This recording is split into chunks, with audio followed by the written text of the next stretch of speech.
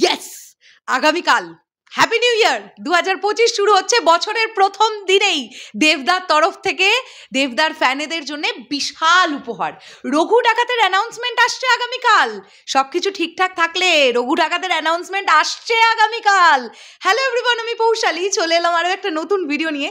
আশা করছি তোমরা সবাই খুব ভালো আছো। এখন এই খবরটা শোনার পরে আরও ভালো হয়ে যাবে। দেখো, আনন্দবাজারের তরফ থেকে এক্ষুনি একটা আর্টিকেল বেরিয়েছে। Thank you Kingshuk, thank you Hasan, সবাইকে আমাদেরকে এই আপডেট পাঠাবার জন্য। এখানে কি লেখা আছে দেখো, এই যে দাঁড়াও, ফেসবুকের নোটিফিকেশনটা উঠিয়ে নি। এই যে এটা হচ্ছে সেই নিউজটা। ওকে, এই হেডলাইনটা দেখিয়ে দিলাম। এখানে লিখছে, খাদান দিয়েছে মনের জোর, নতুন বছরের প্রথম দিনে রঘু ডাকাতের ঘোষণা দেবের থাকছে অন্য চমক। খাদানের সাফল্যের পর আরও বড় চ্যালেঞ্জ নিতে প্রস্তুত দেব। রঘু ডাকাতের প্রস্তুতি নিতে শুরু করেছেন অভিনেতা।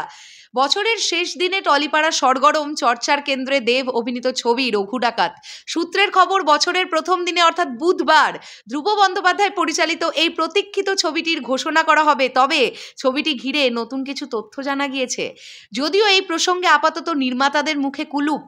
2021 সালে রঘু ডাকাতের ঘোষণা করেছিল প্রযোজনা সংস্থা SBF। ছবিতে ডাকাতের চরিত্রে দেবের আংশিক ঝলকও প্রকাশ্যে এসেছিল। তারপর থেকে নির্মাতারা এই ছবির কাজ নিয়ে এগিয়ে গেলেও কখনো বাজেট বা কখনো চিত্রনাট্যের কারণে শুটিং শুরু করা যায়নি।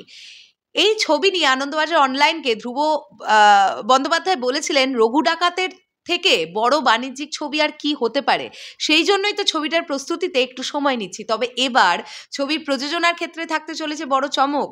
সূত্রের দাবি, SBF নয়, এবার রঘু ডাকাত যৌথভাবে প্রযোজনা করবে দেব এবং সুরিন্দর ফিল্মস। নেপথ্যে রয়েছে অন্য কারণ। গত কয়েক বছরে বাংলা ছবির পরিস্থিতি দেখে বড় বাজেটের ছবি নিয়ে ঝুঁকি নিতে নারাজছিলেন প্রযোজকের একটা বড় অংশ, যার ফলে রঘু ডাকাতের কাজও পিছিয়েছিলেন। তবে খাদানের সাফল্যের পর নাকি প্রযোজক হিসেবে দেবের মনোবল আরও বেড়েছে। পাশাপাশি কাজ করেছে পুজোয় বহুরূপীর সাফল্য। তবে ইন্ডাস্ট্রির অন্য একটি সূত্রে খানিকটা সংশয়ের আভাস পাওয়া যাচ্ছে। ধ্রুব 3 বছর ধরে SBF এর সঙ্গে এই ছবিটি নিয়ে রয়েছেন। শেষ মুহূর্তে তিনি প্রযোজক বদল করবেন কেন, উঠেছে সেই প্রশ্ন। অন্যদিকে গুঞ্জন শোনা যাচ্ছে, খাদানের চেয়েও আরও বড় ক্যানভাসের ছবি রঘু ডাকাত, তাই দেবের পাশাপাশি SBF এবং সুরিন্দর একসঙ্গে বাংলা ছবির স্বার্থেই এই ছবিতে প্রযোজক হিসেবে থাকতে পারে। মানে দেবদা, SBF, সুরিন্দর ফিল্মস, তিনটে প্রযোজনা সংস্থা।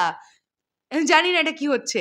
এর আগে আনন্দবাজার অনলাইন জানিয়েছিল ডিসেম্বরেই এই ছবির শুটিং শুরু হতে পারে, কিন্তু খাদান সুপারহিট হওয়ার পর দেব এখন ব্যস্ত। সূত্রের দাবি, গোটা দল তৈরি।